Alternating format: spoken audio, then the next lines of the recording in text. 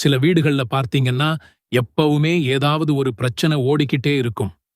கணவன் மனைவிக்குள்ள தேவையற்ற சண்டைகள், பிள்ளைகள் பேச்சு கேட்காம இருக்கிறது, காரணமே இல்லாம மனசுல ஒரு பயம் அல்லது பதற்றம், எவ்வளவுதான் சம்பாதிச்சாலும் பணமே தங்காம வர்ற ரிஸ்க் தடை. இப்படி உங்க வீட்டிலையும் தொடர் பிரச்சனைகள் இருக்கா?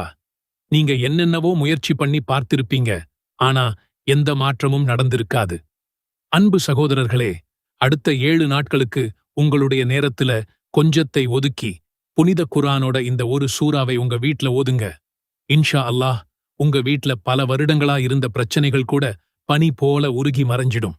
அது எந்த சூரா, அதை எப்படி ஓதணும் அப்படிங்கிறதை இந்த வீடியோவுல முழுசா பார்ப்போம். நாம இன்னைக்கு பார்க்க போறது புனித அல் குர்ஆனின் 2வது சூறாவான சூரா அல் பகரா.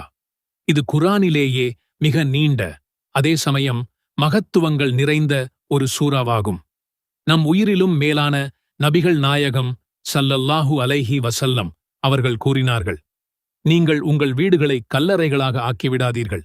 நிச்சயமாக எந்த வீட்டில் சூரா அல் பகரா ஓதப்படுகிறதோ அந்த வீட்டை விட்டு ஷைத்தான் வெறியோடு வெறியேறி ஓடிவிடுகிறான். ஆதாரம் முஸ்லிம்.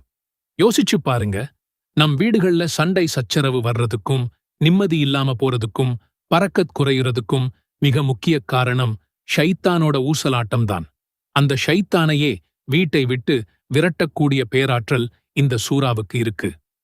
நபி ஸல்லல்லாஹு அலைஹி வஸல்லம் அவர்கள் இந்த சூறாவைப் பற்றி இன்னும் விரிவாக கூறும்போது, சூரா அல் பகராவை ஓதுங்கள், அதை ஓதுவது பரக்கத்தாகும், அதை விட்டுவிடுவது பெரும் நஷ்டமாகும், சூனியக்காரர்களால் இந்த சூறாவை வெல்ல முடியாது என்றார்கள். ஆதாரம் முஸ்லிம். நம்மில் பல பேருக்கு ஒரு சந்தேகம் இருக்கும், என் வீட்ல யாராவது சூனியம் வச்சிருக்காங்களோ அல்லது கண்ணேறு, கண் திருஷ்டி பட்டுத்தான் என் குடும்பம் இப்படி சீரழியுதோ அப்படின்னு கவலைப்படுவோம். அப்படிப்பட்ட எந்த தீங்காக இருந்தாலும் இந்த சூரா ஓதப்படும்போது அந்த அசுர சக்திகள் அனைத்தும் அழிந்து போகும். தொடர்ந்து 7 நாட்கள் இந்த சூறாவை ஒரு வீட்டில் ஓதும்போதோ அந்த வீட்டின் சூழலே முற்றிலும் மாறிவிடும். கணவன் மனைவிக்குள் இருந்த வெறுப்பு நீங்கி அன்பு பிறக்கும், தடைப்பட்டு நின்ற காரியங்கள் ஒவ்வொன்றாக ஓயத் தொடங்கும். இந்த 7 நாள் அமலை நீங்க எப்படி செய்யணும்னு தெளிவா சொல்றேன். குறிப்பு எடுத்துக்கோங்க. நேரத்தை தேர்ந்தெடுங்கள். காலையில் சுபஹ் தொழுகைக்குப் பிறகோ அல்லது மாலையில் நேரத்தை இதற்கு பயன்படுத்தலாம். முழுமையாக ஓத முடியாதவர்கள், சூரா அல் பகரா என்பது பெரிய சூரா என்பதால் உங்களால் முழுமையாக ஓத முடியாவிட்டால், உங்களால் முடிந்தால் இந்த சூறாவிலுள்ள ஆயத்துல் குர்சி வசனத்தையும் இந்த சூறாவின் கடைசி 2 வசனங்களையும் தினமும் இரவில் தூங்கும் முன் ஓதுவதை பழக்கமாக்கிக் கொள்ளுங்கள். நீங்கள் எப்போதாவது இரவில் ஒருவித அமைதியின்மையை உணர்ந்ததுண்டா? படுக்கைக்குப் போன பிறகும் மணிக்கணக்காக உறக்கம் வராமல் புரண்டு புரண்டு படுத்திருக்கிறீர்களா? நாளை என்ன ஆகுமோ என்ற கவலை, தீர்க்கப்படாத பிரச்சனைகள், மனபாரம் எல்லாம் சேர்ந்து உங்கள் இரவுகளை ஒரு போர்க்களமாக மாற்றுகிறதா? கெட்ட கனவுகள் வந்து உங்கள் நிம்மதியைக் கெடுக்கிறதா? நம்மில் பலருக்கும் இது நடந்திருக்கும், இல்லையா? இந்த நவீன உலகின் வேகமான வாழ்க்கை முறை நம்மிடமிருந்து மன அமைதியையும் நிம்மதியான தூக்கத்தையும் கொஞ்சம் கொஞ்சமாக பறித்துக் கொள்கிறது. தூக்கமின்மை என்பது சோர்வோடு நின்று விடுவதில்லை. அது நம் உடல் நலத்தை, மனநலத்தை, ஏன் நம்முடைய வணக்க வழிபாடுகளைக் கூட பாதிக்கிறது. ஆனால் கவலைப்படாதீர்கள், இதற்கொரு அற்புதமான தீர்வு இருக்கிறது. அது தற்காலிக மாத்திரைகளோ அல்லது விலையுயர்ந்த சிகிச்சைகளோ அல்ல. நம் உயிருக்கும் மேலான நபிகள் நாயகம் ஸல்லல்லாஹு அலைஹி வஸல்லம் அவர்கள் நமக்கு கற்றுத்தந்த ஒரு சக்தி வாய்ந்த, அழகான ஆன்மீக பாதுகாப்பு. இந்த ஒரு திக்கர் உங்கள் இரவுகளை எப்படி அமைதியாகவும் பாதுகாப்பாகவும் அல்லாஹ்வின் அருள் நிறைந்ததாகவும் மாற்றும் என்பதை அறிய இந்த வீடியோவில் கடைசி வரை என்னுடன் இணைந்திருங்கள். தூக்கம் என்பது அல்லாஹ் நமக்கு வழங்கிய ஒரு மிகப்பெரிய அருட்கொடை. திருக்குரானில் அல்லாஹ் சொல்லும்போது, உங்கள் தூக்கத்தை ஓர் ஓய்வாக நாம் ஆக்கினோம் என்கிறான். நாள் முழுவதும் உழைத்துக் களைத்த உடலுக்கும் சிந்தித்துச் சோர்ந்த மனதிற்கும் ஓய்வு கொடுத்து அடுத்த நாளுக்கு நம்மை தயார்படுத்துவதே இந்த தூக்கம்தான். ஆனால் மனிதனின் முதல் எதிரியான ஷைத்தான் நம்முடைய இந்த நிம்மதியை கெடுப்பதில் அப்படி ஒரு ஆனந்தம் கொள்கிறான். அவன் நம் மனதில் தேவையில்லாத குழப்பங்களையும் தீய எண்ணங்களையும் எதிர்காலத்தைப் பற்றிய பயத்தையும் விதைக்கிறான்.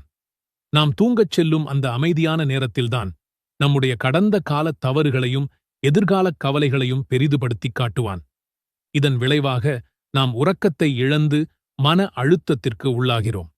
சில சமயங்களில் பயமுறுத்தக்கூடிய கெட்ட கனவுகளின் வடிவத்தில் வந்து நம்மை தொந்தரவு செய்கிறான். இதனால் நம்மால் நிம்மதியாகத் தூங்க முடிவதில்லை. அடுத்த நாள் காலையில் எழும்போது கூட ஒருவித சோர்வும் பதற்றமும் நம்மைச் சூழ்ந்திருக்கும். இந்த நிலை தொடர்ந்தால் அது நம் ஆரோக்கியத்தை மோசமாக பாதிக்கும். சிந்திக்கும் திறன் குறையும், எரிச்சல் அதிகமாகும், குடும்பத்தினரிடம் அன்பாக பழக முடியாது. எல்லாவற்றிற்கும் மேலாக நம் இறைவனுடனான தொடர்பில், தொழுகையில், திக்ருகளில் கவனம் சிதறும். இதிலிருந்து விடுபட, நம் இரவுகளை பாதுகாக்க, நம் தூக்கத்தையே ஒரு வணக்கமாக மாற்ற என்ன வழி இருக்கிறது. அதுதான் நபிகள் நாயகம் ஸல்லல்லாஹு அலைஹி வஸல்லம் அவர்கள் நமக்கு காட்டித்தந்த திக்ருகளும் துஆக்களும். தூங்குவதற்கு முன் ஓத வேண்டிய திக்ருகளிலேயே மிகவும் சக்தி வாய்ந்தது ஆயத்துல் குர்சி. இது திருக்குரானின் 2வது அத்தியாயமான சூரத்துல் பகராவின் 255வது வசனம். இந்த வசனத்தின் சிறப்பை நபிகள் நாயகம் ஸல்லல்லாஹு அலைஹி வஸல்லம் அவர்கள் மிக அழகாக விளக்கியுள்ளார்கள். அபூ ஹுரைரா ரலியல்லாஹு அன்ஹு அவர்கள் அறிவிக்கும் ஒரு நீண்ட ஹதீஸின் சுருக்கம் இதுதான். ஒருமுறை ஷைத்தான் மனித உருவில் வந்து சகாத் பொருட்களை திருட முயன்றான். அபூ ஹுரைரா அவர்கள் அவனை பிடித்து நபிகளாரிடம் கொண்டு செல்வதாகக் கூறியபோது, ஷைத்தான், என்னை விட்டுவிடுங்கள், நான் உங்களுக்கு பயனுள்ள ஒன்றை கற்றுத் தருகிறேன். நீங்கள் படுக்கைக்குச் செல்லும்போது ஆயத்துல் குர்சியை ஓதினால் காலை வரை அல்லாஹ்விடமிருந்து ஒரு பாதுகாவலர் உங்களுடன் இருப்பார்.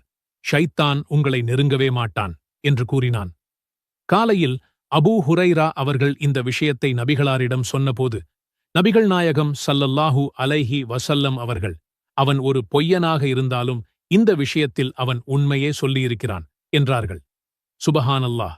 யோசித்துப் பாருங்கள், நம் பரம எதிரியான ஷைத்தானே ஆயத்துல் குர்சியின் சக்தியை ஒப்புக்கொள்கிறான். நாம் இந்த வசனத்தை ஓதும்போது அல்லாஹ்வே நமக்காக ஒரு வானவரை பாதுகாவலராக நியமிக்கிறான். அந்த வானவரின் பாதுகாப்பில் இருக்கும் நம்மை ஷைத்தானால் எப்படி நெருங்க முடியும்? கெட்ட கனவுகளாலும் தீய எண்ணங்களாலும் எப்படி தொந்தரவு செய்ய முடியும்? ஆயத்துல் குர்சி. அல்லாஹு லா இலாஹ இல்லா ஹுவல் ஹய்யுல் கய்யூம் லா தஅஹுதுஹு சினத்துன் வலா நௌம் லஹு மா ஃபிஸ் ஸமாவாத் வமா ஃபில் அர்த் மன் தல்லதி யஷ்ஃபஉ இன்தஹு இல்லா பிஇذنه يعلم ما بين أيديهم وما خلفهم ولا يحيطون بشيء من علمه إلا بما شاء وسع كرسيه السماوات والأرض ولا يؤوده حفظهما وهو العلي العظيم. அல்லாஹ், அவனைத் தவிர வணக்கத்திற்குரியவன் வேறு யாருமில்லை. அவன் என்றென்றும் உயிருடன் இருப்பவன், அனைத்தையும் நிர்வகிப்பவன். அவனை சிறு தூக்கமோ அல்லது ஆழ்ந்த உறக்கமோ நெருங்காது. வானங்களில் உள்ளவையும் பூமியில் உள்ளவையும் அவனுக்கே உரியன. அவனது அனுமதியின்றி அவனிடம் யார் பரிந்து பேச முடியும்? அவர்களுக்கு முன்னால் இருப்பவற்றையும் அவர்களுக்குப் பின்னால் இருப்பவற்றையும் அவன் நன்கு அறிவான். அவன் நாடியதைத் தவிர அவனது ஞானத்திலிருந்து எதனையும் அவர்களால் அறிய முடியாது. அவனது அரியாசனம் வானங்களையும் பூமியையும் உள்ளடக்கியிருக்கிறது. அவ்விரண்டையும் பாதுகாப்பது அவனுக்குச் சிரமமானதல்ல.